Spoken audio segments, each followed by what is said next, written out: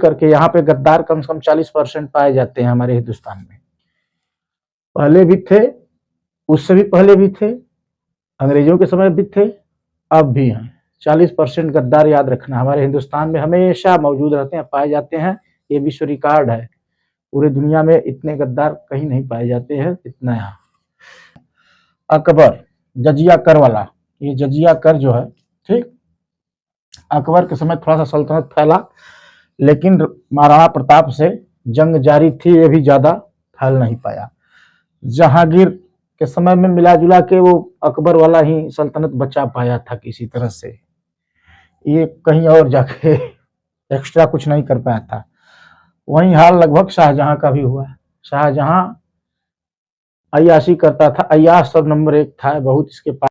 तो जानते हो कि एक बार नाम चल गया है तो उसी के हिसाब से शाहजहां ऐश कर रहा था।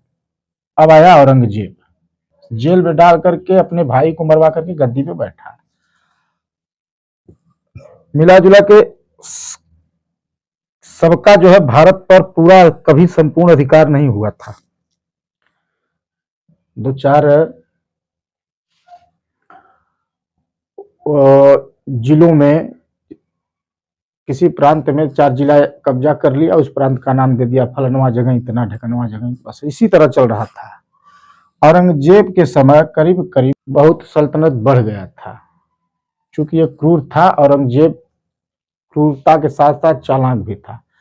ये यहाँ के 40% गद्दारों को मिला करके युद्ध करता रहता था, मिला ये भी संपूर्ण भारत के अधिकार कभी प्राप्त नहीं किया।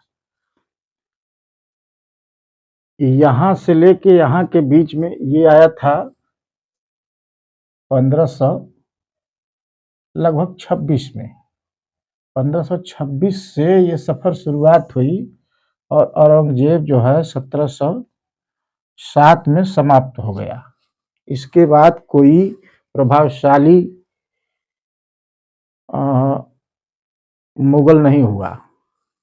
1526 से 1707 देखा जाए तो कितने साल राज हुआ, 200 और 20, लगभग 220 साल तक इन लोगों ने राज किया, एक ही परिवार के। इसके बाद जो इसके वंशज औरंगजेब के आए, ये प्रभावहीन थे, ये मिला जुला के इनको पेशवाओं ने बटोर के दिल्ली में कर दिया था, और दिल्ली से भी पेशवा लोग कर मांग के ले जाते थे, कर देना पड़ता था इनके वंशज को।